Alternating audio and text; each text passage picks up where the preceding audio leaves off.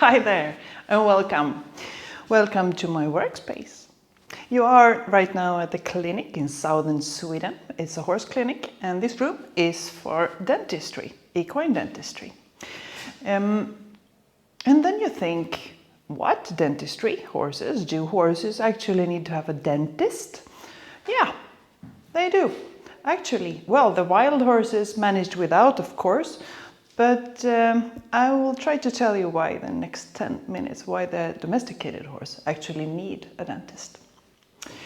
So, who am I? I'm Nina Lundgren. I'm a veterinarian specialized in equine dentistry.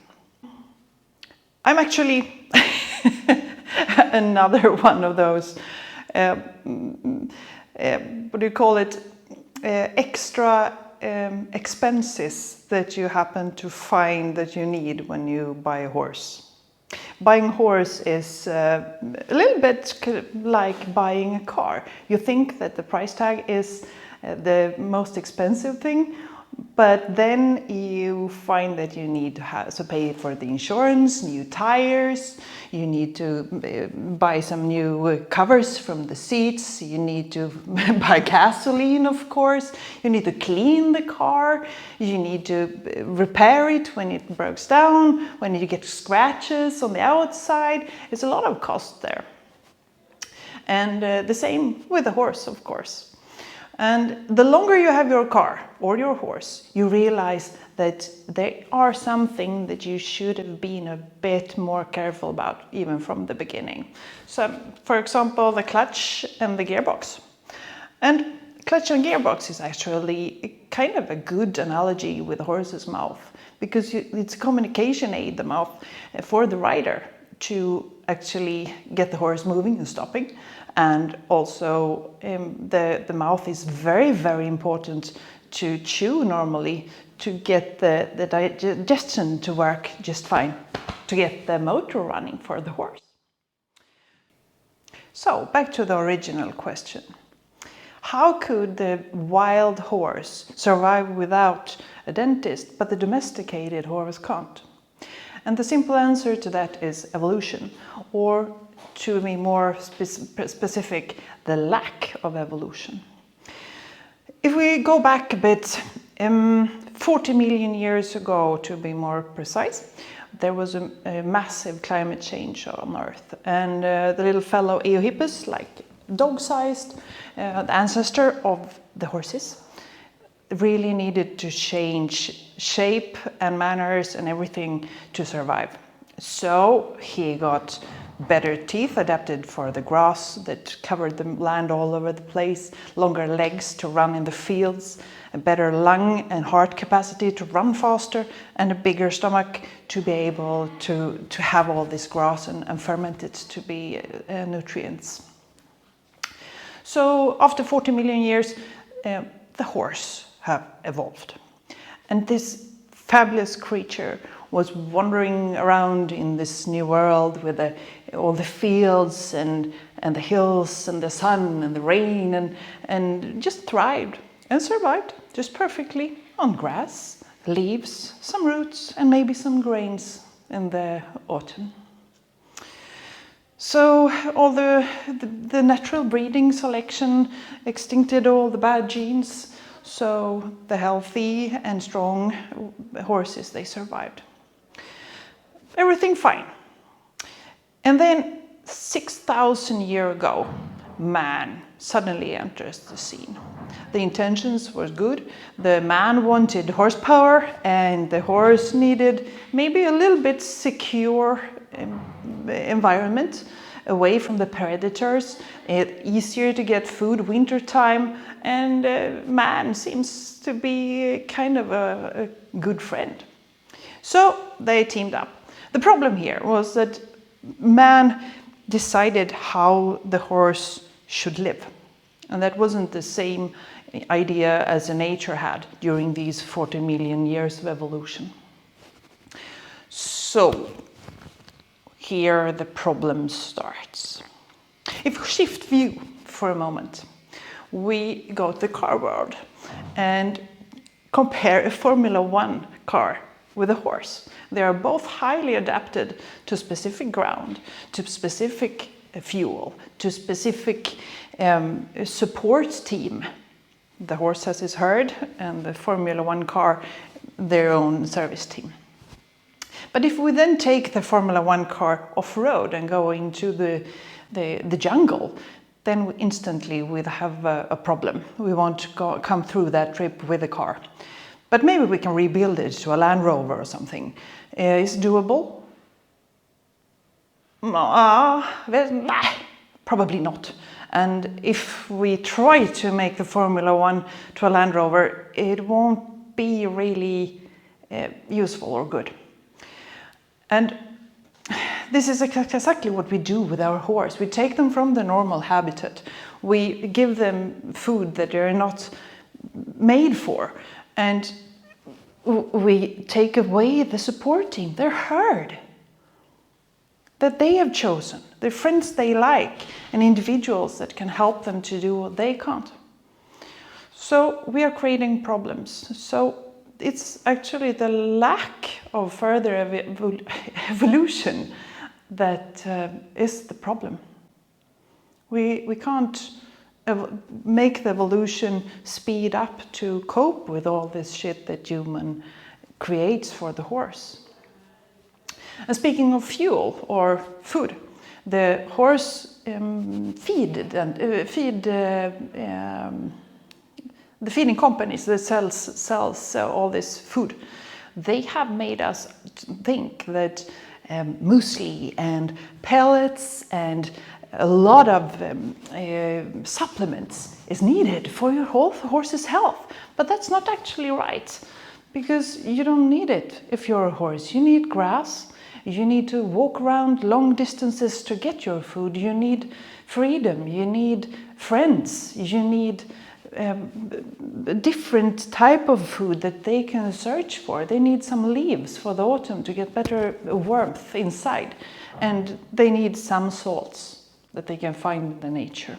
Not all these crazy supplements that we tend to buy just with our heart pumping for our horses.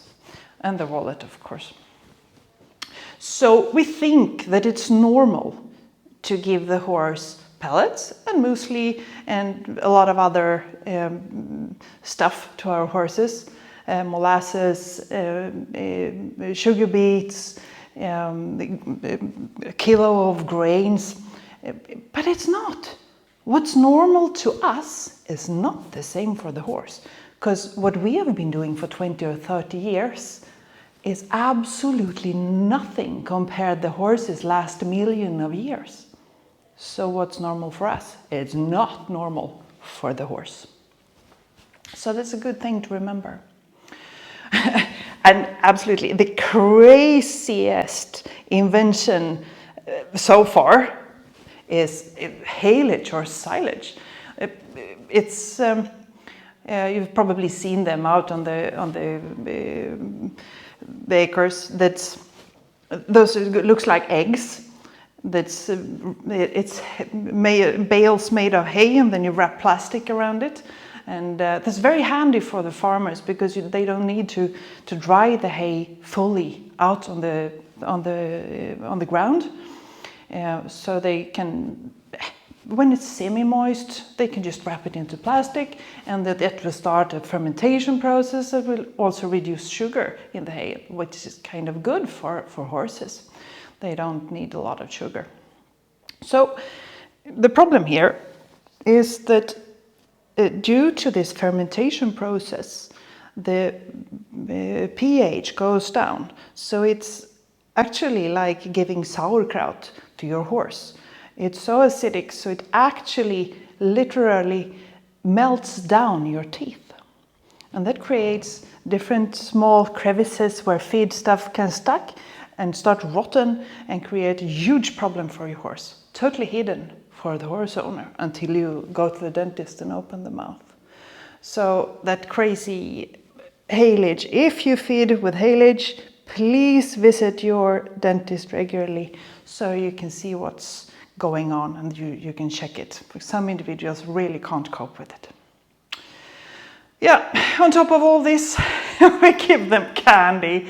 It seems like this, we don't think we can be friends with horses if we don't give them candy, and that's also just rubbish. I promise. Just have fun with your horse instead. And maybe if we stop playing God and decide how to breed the horses, or at least breed them with a little bit of brain in ourselves encountered in this. What we do now is that we focus and have our priorities when we choose mare and stallion for the breeding is just, oh, I like that horse, he's so cute, he can jump so high, wow! Instead of thinking healthy body and healthy teeth. We go for colors, we go for the look in the eye, go for temperament, and special gaits with big movements that's creating another world of problems, but that's another lecture. Yeah, and all this artificial insemination that also gives us a bit problem when one single disastrous gene on one stallion can give about 1,000 offspring in just a year. So it's crazy. In the natural world, like wild horses, their inherited disorders or malformations will lead to death in just a few years, extincting that gene. But we just let those genes thrive without conscious. Yeah, don't get me wrong here. We horse owners, we love our horses and we do everything for them. We get mortgages and we pay a lot more than most people do for a decent car every year for the horse. We want everything to be so good, but we are so far from the present gene setup, what it can handle. And then problems arises. But the coin has two sides, of course. It gives me a job and all my colleagues as well. So, well, it's actually the best job in the world. As an equine dentist, it's a combination of being a detective and like MacGyver and scientific and an engineer and an architect. It's like all work, all different, so many areas in one job every day. It's absolutely lovely. And what an opportunity for sharing knowledge, for owner education. So I think, it's great.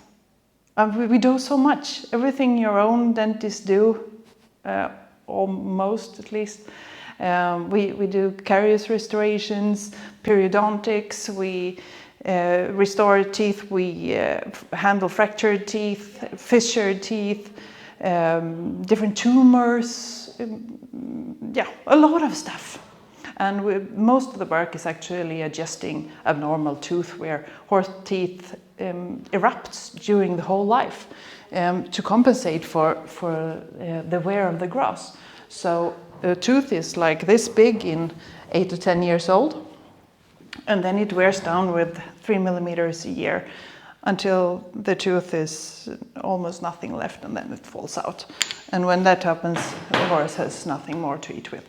And if these teeth doesn't meet each other correctly, then there will be uneven grinding, and that will create problems for the horse. And if you don't correct it when it's little, then it will be huge, and then the horse can't eat, and then it's too late to fix.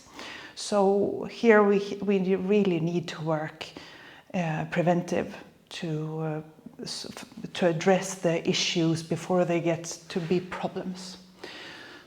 And of course, we have all the bitting problems, but that's also another lecture. But it's so much we can do. And you can do so much both for the horse and for the owner. It's actually a bliss and an honor to have this job. And someday, we might have reached out so far with our knowledge all over the world. So we create a fundamental change in both how we feed, breed, and bridle our horses. I really look forward to that. That's my mission. I welcome you to spread the word and help us to get better, healthier horses and happier owners. I'm Nina Lundgren, veterinary and equine odontologist, Sweden. Thank you for sharing this moment with me. Bowing!